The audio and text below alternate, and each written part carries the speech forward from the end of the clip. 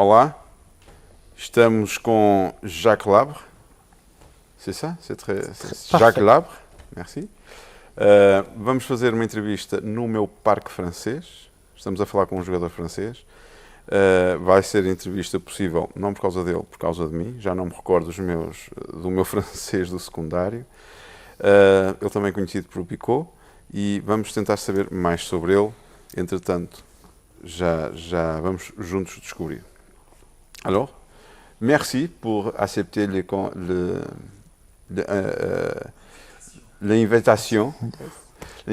pour le Titan. Merci de m'avoir invité. Très bien. À quand remonte le premier contact avec les fléchettes?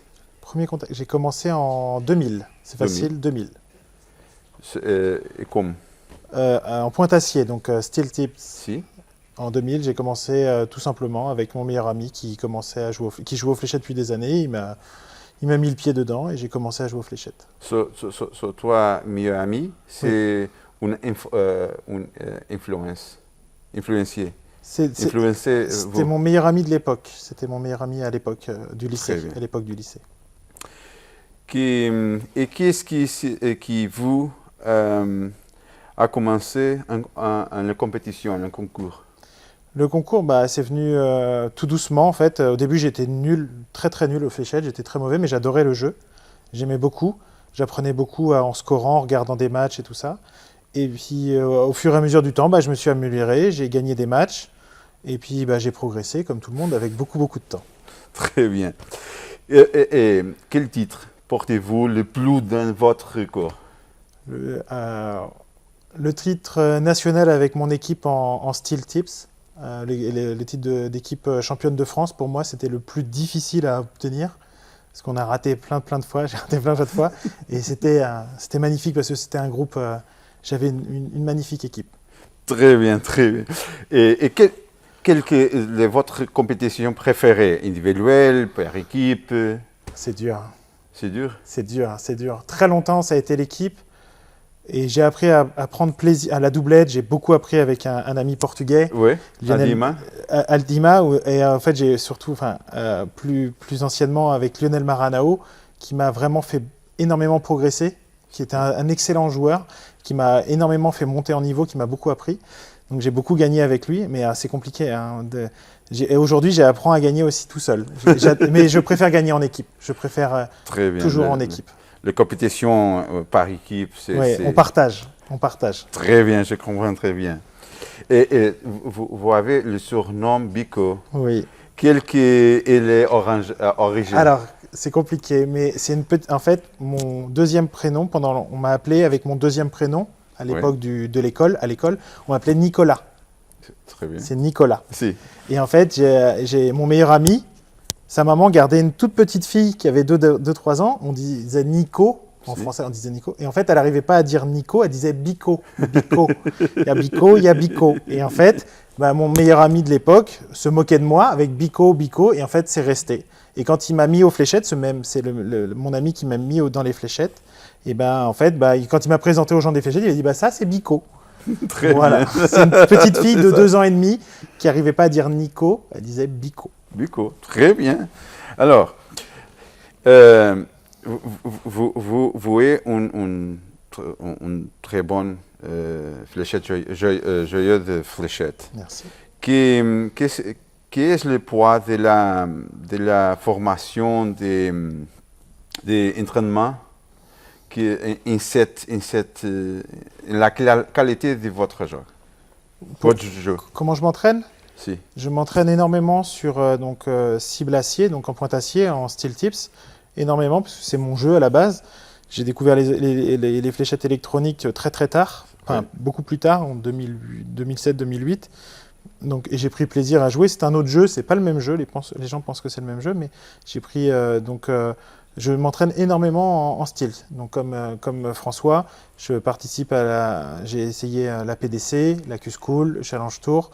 Et c'est ce que je préfère, en fait, jouer en style. Donc j'essaye je m'entraîne et je joue énormément en style, tips. Très bien. Avez-vous une routine avant une compétition? Ça dépend du tournoi. Ça dépend. En style, oui, j'ai une routine. Je m'entraîne, comme je suis mauvais sur les doubles. Si. Sur les doubles, voilà, c'est mon point faible, comme beaucoup de joueurs, mais j'ai besoin de me mettre en confiance, donc j'ai des petits exercices pour m'entraîner sur les doubles. Très bien. Que je fais à chaque fois, à chaque début de tournoi. Et durant le tournoi aussi, d'ailleurs. Il m'arrive de les faire aussi pendant le tournoi pour garder le bras, pour rester concentré. Et en électronique, j'ai une autre routine, puisqu'on joue moins les doubles en électronique. C'est plus la régularité sur la bulle et les triples. Donc, pareil, j'ai une routine aussi, un exercice que je fais souvent. Je fais beaucoup de bulles, en fait. Je m'entraîne énormément à la bulle. Je comprends parfaitement, c'est très bien, très bien. Et maintenant,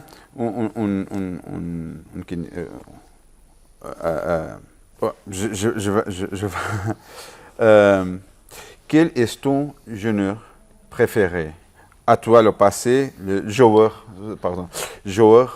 préféré, à toi le passé, et pourquoi? De toutes les personnes et de toute l'humanité. Le meilleur joueur de fléchettes que je connais, enfin, au niveau professionnel ou... Non, c'est tout.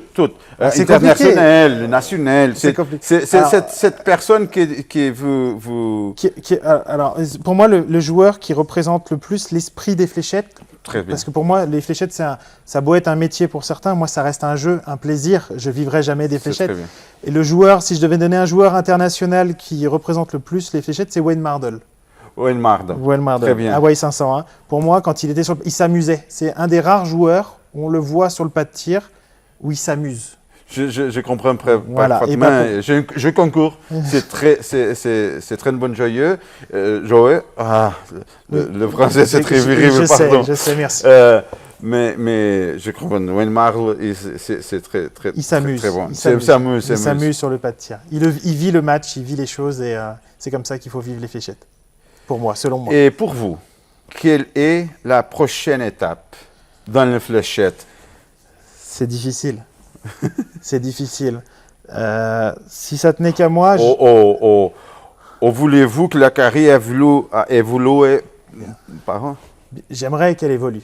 Oui. J'aimerais, en fait, c'est assez compliqué.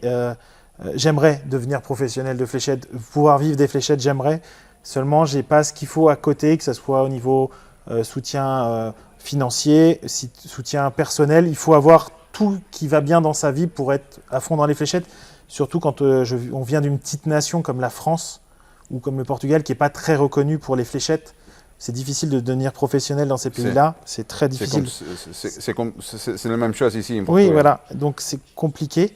Donc, du coup, comment dire, il y a des choses que j'aimerais, mais pour le moment, ce n'est pas le bon moment. Donc, aujourd'hui, je suis dans une optique où je veux m'amuser, prendre du plaisir, faire de beaux tournois comme ici, tester la PDC, la Q-School, le Challenge Tour pour apprendre des meilleurs, jouer les meilleurs joueurs du monde, pour les battre aussi. Si j'ai l'occasion de les battre, si je peux les battre, j'aimerais tellement les battre. J'ai rencontré, j'ai fait un Pro Tour, j'ai vu les meilleurs joueurs du monde dans une même salle que moi.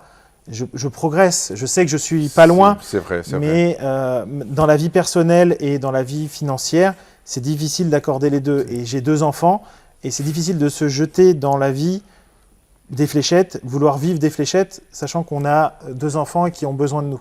Donc c'est difficile, je suis entre deux. Comprends. Je réfléchis beaucoup. Je comprends. Alors, merci. Merci à vous de m'avoir invité. Non, Obrigado. Merci, obrigado. Je vais terminer l'interview em português. E lá está, foi Jacques Labre, bicou para Labre. Jacques Labre. Pardon, foi Jacques Labre, jogador francês. Lá está, sabemos que o objetivo dele, obviamente, é chegar ao PDC. Percebemos também com ele que é comum entre os jogadores que aqui estão, os Titans convidados desta segunda série do Titan Pro Series, que é sempre convidado a conciliar entre uma vida de amor ao desporto, neste caso às setas, e também entre família e trabalho. É sempre complicado. E lá está. Muito obrigado a todos por vocês nos seguirem. Já sabem, Titan Pro Series 2022. Mais uma apresentação da ClickDart. Muito obrigado. Obrigado.